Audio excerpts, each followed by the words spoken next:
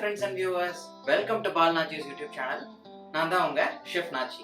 நம்ம இன்னைக்கு சூப்பரான ஒரு புலாவ் பார்க்க போறோம். என்னன்னா சன்னா புலாவ். வேற ஒன்றும் இல்லை, கொண்டக்கடலையை வச்சு ஒரு அருமையான புலாவ். ரொம்ப சூப்பரா இருக்கும், ரொம்ப ரிச்சா இருக்கும்.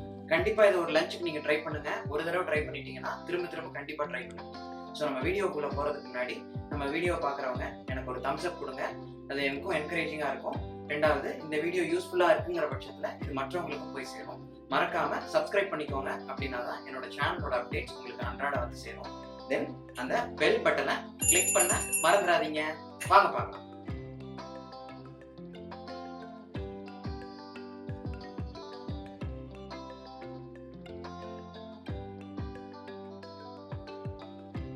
இந்த கொண்டக்கடலை புலாவுக்கு நான் 2 விஷயம் முன்னாடியே பண்ணி வச்சிட்டேன், டைம் கன்சியூமிங்காக. முதல்ல வெள்ளை கொண்டக்கடலை எடுத்துக்கங்க. அதை ஒரு நைட் முன்னாடி ஊற வச்சிடணும். மினிமமா 7 to 8 hours ஊறிடணும். ஊறினதுக்கு அப்புறம் உப்பு போட்டு அதை அவிச்சு வச்சிருக்கேன். ஸோ ஒரு குக்கர்ல ஒரு 3 to 4 விசில் விட்டீங்கன்னா சூப்பரா பாயில் ஆயிரும். அது ஒரு பக்கம் ரெடியா வச்சிருக்கேன். ரெண்டாவது, நம்ம ஒரு 15 நிமிஷத்துக்கு ப்ரிப்பரேஷனுக்கு முன்னாடி பாஸ்மதி ரைஸை நான் ஊற வச்சிருக்கிறேன். ஸோ புலாவை பொறுத்தவரையும் என்னன்னா, நம்ம ரொம்ப மசாலாஸ் யூஸ் பண்ண போறதில்ல. அது ஒயிட்டா இருக்க போது எப்பயுமே புலாவ் வந்து அந்த ஒயிட்னஸ் வந்து நம்ம கலர் மாறிடாம எடுக்கணும். நம்ம ஜஸ்ட் ஃப்ளேவருக்கு கரம் மசாலா கொஞ்சம், கியூமின் பவுடர் அதாவது சீரகத்தூள், இது 2 மட்டும்தான் மசாலா தூள்ல நம்ம யூஸ் பண்ண போறோம். வாங்க இந்த கலரை எப்படி கொண்டு வர்றது, எவ்வளவு சூப்பரா இந்த புலாவை பண்றதுங்கிறத பார்த்தோம். ஸோ ஒரு பாத்திரம் வச்சுக்கோங்க. நல்லா திக் பாட்டம் பேன். இது பிரியாணிக்கெல்லாம் நீங்கள் எந்த மாதிரி பாத்திரம் வச்சுக்கிங்களோ அந்த மாதிரி பாத்திரம் வச்சுக்கோங்க. அகலமாக இருக்கிறது இருக்கட்டும்.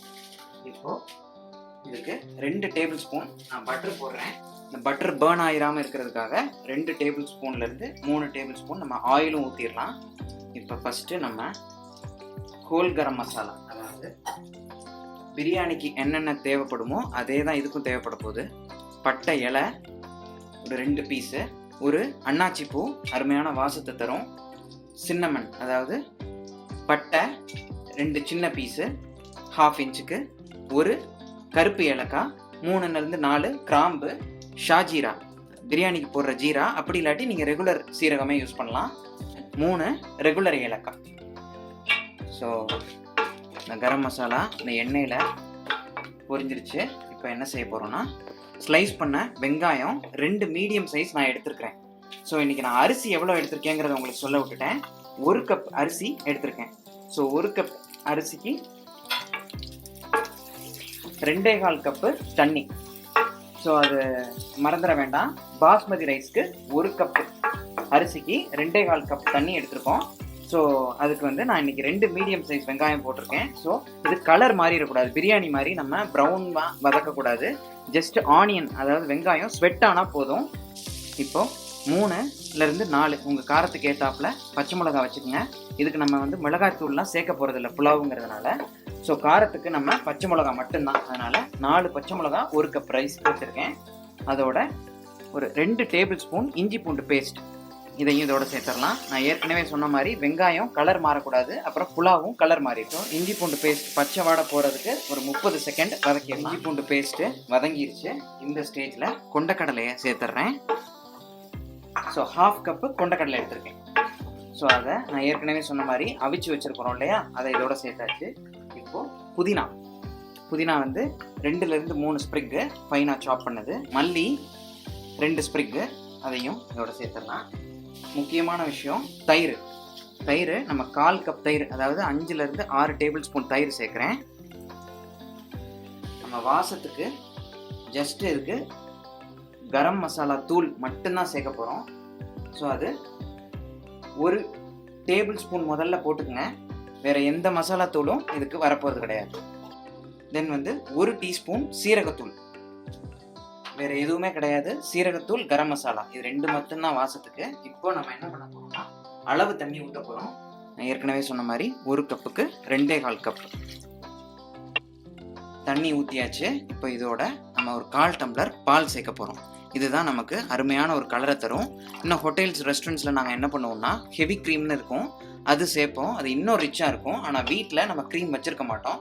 ஸோ அவங்களுக்காக நம்ம 1/4 டம்ளர் பால் ஊற்றினா போதும். ஸோ இப்போ இந்த ஸ்டேஜில் நம்ம உப்பு, அந்த கரம் மசாலாவுடைய எஃபெக்ட் இதெல்லாம் போதுமாங்கிறத இந்த ஸ்டேஜில் நம்ம குடிச்சு பார்த்துக்கணும். தேவையான அளவு உப்பு போட்டாச்சு. முக்கியமான விஷயம், இதுக்கும் பிரியாணி மாதிரியே நமக்கு உப்பு வந்து ஒரு உப்பு கூட இருக்கணும் தண்ணியில். அப்படின்னா தான் நம்ம ரைஸ் போட்டு அது பேலன்ஸ் ஆகி நம்ம ஃபைனலாக வெளியே வரும்போது உப்பு சரியாக இருக்கும். உப்பு கரெக்டாக இருந்தால் தான் சாப்பாடு சூப்பராக இருக்கும். ஸோ இப்போ நான் வந்து இவ்வளோ நேரம் மீடியம் ஃப்ளேமில் குக் பண்ணேன். இப்போ ஹை ஃப்ளேமில் வச்சு மூடி போட்டுடலாம். மூடி போட்டுட்டு அது கொதி வர்ற வரையும் வெயிட் பண்ண போகிறோம். தண்ணி கொதி ஏறினதுக்கப்புறம் நம்ம அரிசி அளந்து வச்சிருக்கதை ஊற வச்சிருக்கதை இதோட போட போகிறோம். ஒரு 6லேருந்து 7 நிமிஷம் இருக்கும். தண்ணி இப்போ கொதி வந்துருச்சு.